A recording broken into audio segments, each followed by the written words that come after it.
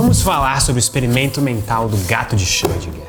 O experimento funciona assim. Um gato inocente é colocado dentro de uma caixa por um cientista maluco, o próprio Schrödinger. Dentro da caixa existe um frasco capaz de liberar veneno e ele está conectado a um medidor de radiação. E o medidor de radiação, por sua vez, está apontado para um átomo radioativo. Nos próximos 10 minutos, existe uma chance de 50% de que o átomo radioativo vai emitir radiação. Se isso acontecer, o medidor de radiação vai disparar, liberando o veneno e matando o gato. Ao contrário da crença popular, é impossível de prever se isso vai acontecer ou não usando a mecânica quântica.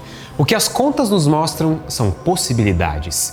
Se a probabilidade de o átomo emitir radiação é de 50%, então existe 50% de chances de o gato estar vivo no fim do experimento e 50% de chances de ele estar morto. É só quando você abre a caixa e olha diretamente para o resultado do experimento que você vai ver um gato vivo ou um gato morto. E aqui começa a parte estranha desse experimento, que é um dos motivos de ele ser tão popular. Qual que é a situação do gato antes de você abrir a caixa? Se você confiar na sua intuição, você imagina que ele já estava vivo ou já estava morto antes de você olhar para dentro da caixa. Mas se você confia na matemática da física quântica, que lida com as contas sobre emissão de radiação, você não pode afirmar que o gato estava vivo, assim como você não pode afirmar que ele estava morto. Segundo a matemática da física quântica, é simplesmente impossível de saber se o gato estava vivo ou morto antes de você abrir a caixa e olhar o que tem dentro. Vem comigo que as coisas vão ficar ainda mais confusas. Só para avisar que essa camiseta do gato de Schrödinger já está disponível na minha loja, a Los. Ela é parte da nova coleção que já está vendo no nosso site. É só acessar uselos.com.br ou clicar no link aqui na descrição dos comentários. E se for a sua primeira vez comprando uma das minhas camisetas, use o cupom LOS10 para ter 10% de desconto no seu primeiro pedido. Eu só não demoraria muito se fosse vocês, porque algo me diz que o estoque dessa aqui vai acabar rápido. Então, clica aqui embaixo. A física quântica é muito melhor em prever resultados de experimentos do que a nossa intuição, e isso é fato. Ela é responsável por termos uma boa noção do universo e praticamente toda a tecnologia moderna. Então, para todos os efeitos, ela é a melhor teoria que temos da realidade. Mas se nós aceitarmos que a física quântica é uma boa descrição da realidade, nós precisamos aceitar que antes de abrirmos a caixa, o gato está meio que vivo e meio que morto ao mesmo tempo. Porque é exatamente isso que a teoria nos diz. Isso é chamado de superposição quântica e é basicamente uma situação em que a descrição do mundo quântico contém várias possibilidades distintas que acontecem ao mesmo tempo. Nesse caso específico, o que acontece ao mesmo tempo é o gato estar vivo ou estar morto. Em outras palavras, o gato está em uma superposição vivo ou morto. Se você acha a ideia de um gato que está vivo e morto ao mesmo tempo estranha, então parabéns, você entendeu a principal ideia por trás do experimento. A ideia é justamente discutir como que nós interpretamos conceitos matemáticos da física quântica para descrever a realidade. Vamos entender isso melhor. O experimento mental do gato de Schrödinger foi publicado em um artigo de 1935 intitulado Sobre a situação atual na mecânica quântica. A situação que o Schrödinger se refere era um debate grandioso sobre se a mecânica quântica era realmente uma boa teoria do mundo microscópico e, caso afirmativo, quais partes da teoria deveriam ser vistas como reais e quais são só ferramentas matemáticas úteis. A discussão começou com um artigo do trio de físicos Boris Podolsky, Nathan Rosen e um tal de Albert Einstein que você talvez já tenha ouvido falar. Nesse artigo eles criticavam a natureza probabilística da mecânica quântica como algo que não era realista. Na opinião deles, ela funcionava matematicamente, mas não representava o que acontece no mundo real.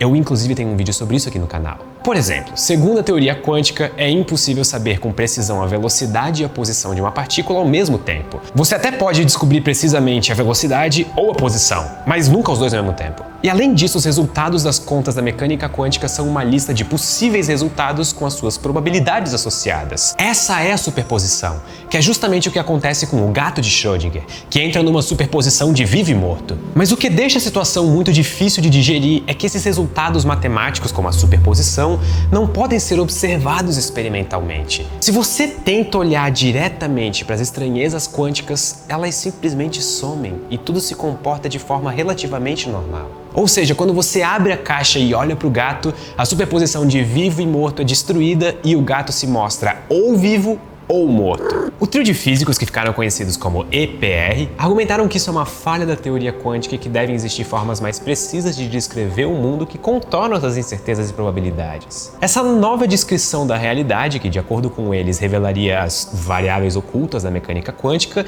e nos permitiria fazer previsões precisas de tudo que existe no mundo. Ou seja, eles estavam argumentando que a matemática da física quântica não era realista e que ela não representava corretamente o que existia no mundo real. Na visão deles, no experimento mental mental do gato de Schrödinger, antes de você abrir a caixa, o gato já deveria estar vivo ou estar morto, e não um estado estranho e exótico de superposição entre os dois. E deveria existir uma teoria física capaz de nos mostrar qual dos dois resultados seria mais provável matematicamente. Resumindo, para o trio EPR, as estranhezas da mecânica quântica eram só um bug nas contas. E nesse ponto da história, outros grandes nomes da ciência começaram a entrar no debate. Um artigo de resposta foi publicado por Niels Bohr, e ele defendia que, mesmo sendo estranha, a física quântica era uma descrição realista do universo. De acordo com Bohr, as estranhezas quânticas eram uma parte fundamental da teoria, e sem elas seria impossível criar uma teoria do mundo microscópico. Bohr não via as estranhezas quânticas como um bug, e sim como uma característica real do universo que nós habitamos. Ou seja, Bohr defende que o gato de Schrödinger está vivo e morto ao mesmo tempo dentro da caixa, e o sistema está em uma superposição de vivo e morto. E é só quando nós abrimos a caixa que essas duas possibilidades colapsam e uma única realidade é observada. Ou o gato está vivo, ou o gato está morto. Bohr estava defendendo que as estranhezas quânticas são parte do nosso mundo real e são tão reais quanto o gato e a caixa. E finalmente, o terceiro artigo dessa discussão é o famoso artigo que originou o gato de Schrödinger. E nesse artigo, Schrödinger ataca tanto as ideias do Bohr quanto do Einstein. O gato de Schrödinger não era uma tentativa de explicar mecânica quântica de um jeito que as pessoas pudessem entender. Ele era uma tentativa de apontar o quão ridícula era a discussão de quais contas são reais ou não. Schrödinger usa o estranho gato vivo e morto ao mesmo tempo para defender uma terceira posição. Tudo o que importa é se a teoria descreve bem os resultados de experimentos. Para ele, discutir o que exatamente na matemática é real ou não é um erro inocente. E ele tem um ponto, eu preciso concordar. Tudo que nós podemos saber é o resultado de experimentos. É se o gato estava vivo ou morto no final de tudo. Nós não podemos observar os resultados estranhos da física quântica, como a superposição, diretamente. Segundo Schrödinger, a teoria quântica é muito boa porque ela prevê corretamente resultados de experimentos. Mas isso não quer dizer que a matemática estranha da física quântica representa algo real, sólido, que existe no mundo real. Ou, usando as palavras do próprio Schrödinger, a realidade resiste à imitação através de modelos.